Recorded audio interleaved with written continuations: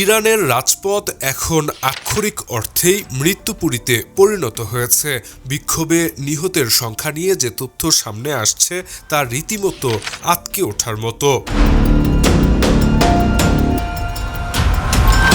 মানবাধিকার সংস্থা Iran human rights জানিয়েছে, চলমান সংঘাতে অন্তত 648 জন প্রাণ হারিয়েছেন। তবে সোমবার 12 জানুয়ারি সংস্থাটির পরিচালক মাহমুদ আমিরি মোগাদ্দাম যে দাবি করলেন তা শুনলে গা শিউরে উঠবে। তার মতে, ইন্টারনেট ব্ল্যাকআউটের সুযোগে আসল চিত্র ধামাচাপা দেওয়া হচ্ছে। বাস্তবে নিহতের সংখ্যা 6000ও ছাড়িয়ে যেতে পারে। মূলত টানা 4 দিন ধরে ইন্টারনেট বন্ধ থাকায় দেশটির সঠিক পরিস্থিতি জানা প্রায় অসম্ভব হয়ে দাঁড়িয়েছে।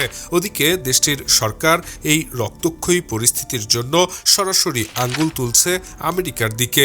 ইরানের জাতীয় নিরাপত্তা কমিটির মুখপাত্র ইব্রাহিম আজিজি দাবি করেছেন, এটি সাধারণ বিক্ষোভ নয়, বরং ইরানি জনগণের বিরুদ্ধে বিদেশি শক্তির লেলিয়ে দেয়া এক সন্ত্রাসী যুদ্ধ। যদিও সরকারি আহ্বানে পাল্টা মিছিল হয়েছে, কিন্তু 28শে ডিসেম্বর থেকে শুরু হওয়া অর্থনৈতিক ক্ষোভ এখন দাবানলের মতো ছড়িয়ে পড়েছে পুরো ইরান জুড়ে। প্রসঙ্গত, ইরানে $1 দাম 14,50,000 রিয়ালে পৌঁছানো এবং আকাশচুম্বী মূল্যস্ফীতিতে দিশেহারা সাধারণ মানুষ।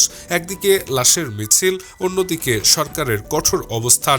সব মিলিয়ে ইরান এখন এক ভয়াবহ পরিস্থিতির দ্বারপ্রান্তে রয়েছে। আন্তর্জাতিক সম্প্রদায়ের হস্তক্ষেপ ছাড়া এই রক্তপাত বন্ধ হবে কি, নাকি পরিস্থিতি আরও ভয়াবহ আকার ধারণ করবে, এটাই এখন সবথেকে বড় প্রশ্ন। Shahriar Alam, EBD news.